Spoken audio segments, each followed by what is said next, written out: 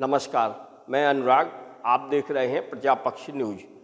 संभल की जामा मस्जिद का विवाद अभी सुलझा भी नहीं था कि अजमेर दरगाह को लेकर एक और विवाद खड़ा हो गया है। विवाद की शुरुआत अजमेर के एक सिविल कोर्ट में दायर याचिका से हुई है। इसमें हिंदू सेना के अध्यक्ष गुप्ता ने बीते 25 सितंबर 2024 को दरगाह के अंदर एक शिव मंदिर होने का दावा किया। इसे लेकर उन्होंने अजमेर हिस्टोरिकल एंड डिस्क्रिप्टिव किताब के तर्कों का भी हवाला दिया है। इस किताब में अजमेर दरगाह के नीचे हिंदू मंदिर का जिक्र है। इसे लेकर 27 नवंबर को कोर्ट ने याचिका मंजूर कर ली। इधर सिविल जज मनमोहन चंदेल ने अजमेर दरगाह समिति, अल्पसंख्यक मंत्रालय और भारतीय पुरातत्व सर्वेक्षण यानी ASI को नोटिस जारी कर 20 दिसंबर तक जवाब मांगा है। हिंदू सेना के राष्ट्रीय अध्यक्ष गुप्ता की ओर से कोर्ट में पेश याचिका में उन्होंने 168 पेज की अजमेर हिस्टोरिकल एंड डिस्क्रिप्टिव किताब के पेज नंबर 93, 94, 96 और 97 का हवाला दिया है। उन्होंने कहा कि जब मैंने हरविलास शारदा की किताब को पढ़ा तब उनमें साफ साफ लिखा था कि यहाँ पहले ब्राह्मण दंपत्ति रहते थे। यह दंपत्ति सुबह चंदन से महादेव का तिलक कर जलाभिषेक करते थे। याचिका में पहला तर्क है कि दरगाह में मौजूद बुलंद दरवाज़ा की बनावट हिंदू मंदिर के दरवाज़ों की तरह है। इनकी नक्काशी को देखकर लगता है कि दरगाह से पहले यहाँ हिंदू मंदिर रहा होगा। इतना ही नहीं, याचिका में कहा गया है कि दरगाह के ऊपरी हिस्से को देखने पर वहाँ हिंदू मंदिरों के अवशेष जैसी चीज़ें दिखती हैं।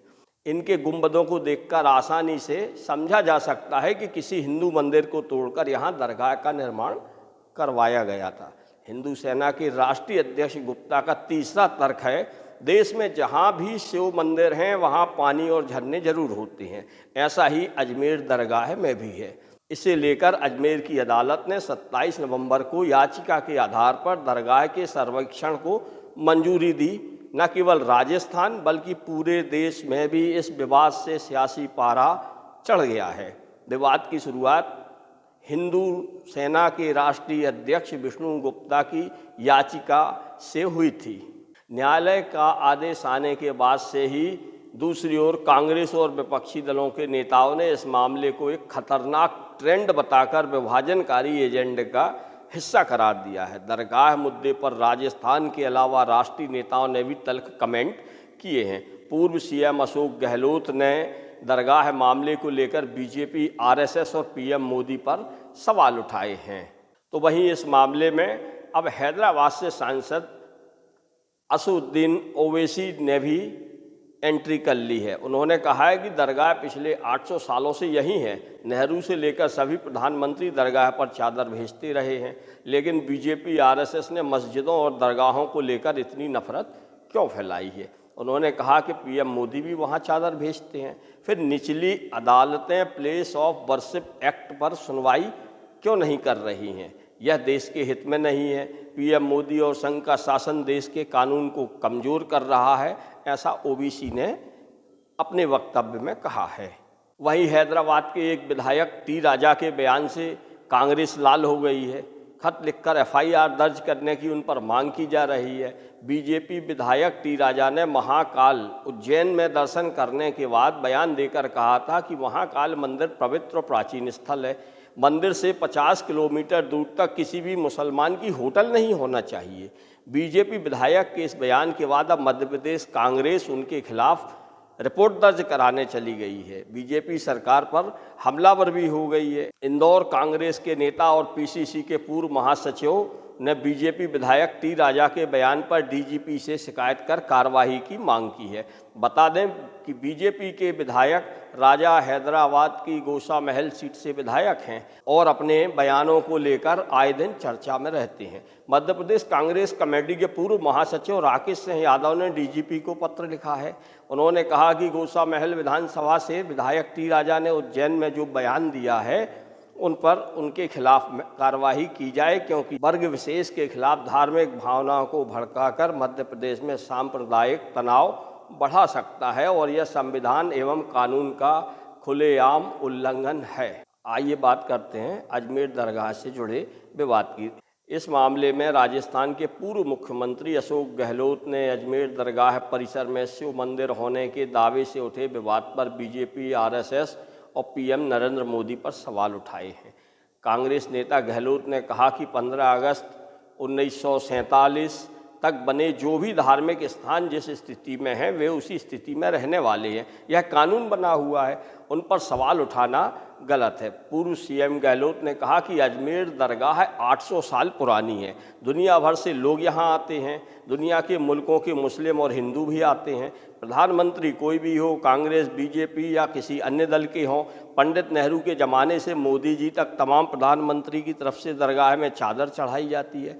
आप भी चादर चढ़ा रहे हैं और आपकी पार्टी के लोग कोर्ट में केस भी कर रहे हैं। जहाँ अशांति है वहाँ विकास कैसे हो सकता है? ये बात किसे कहनी चाहिए? ये बातें मोदी जी और संघ को करनी चाहिए, क्योंकि देश अभी वो चला रहे हैं।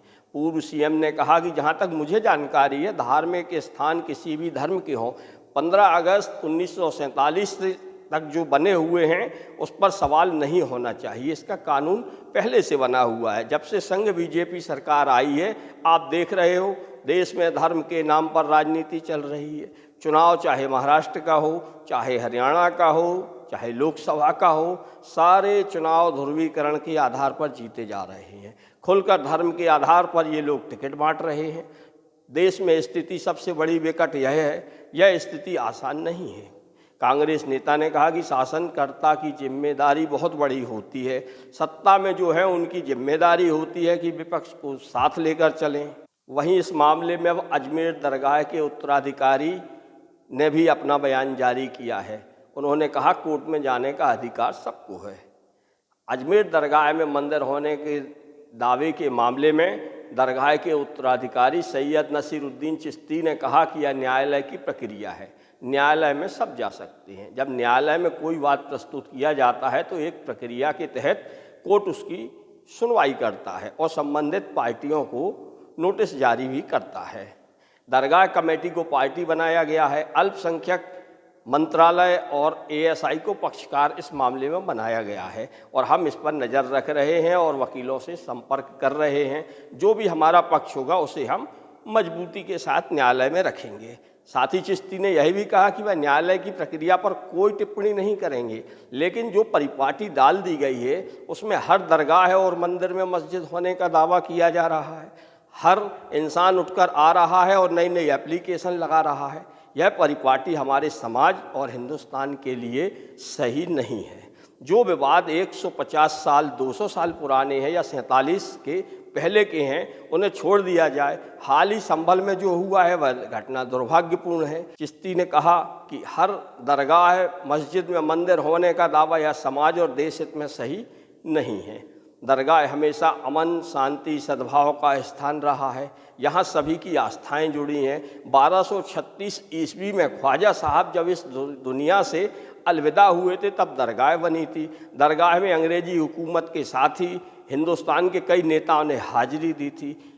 देश दुनिया के कई लोगों की आस्था आज भी अजमेर दरगाह में है।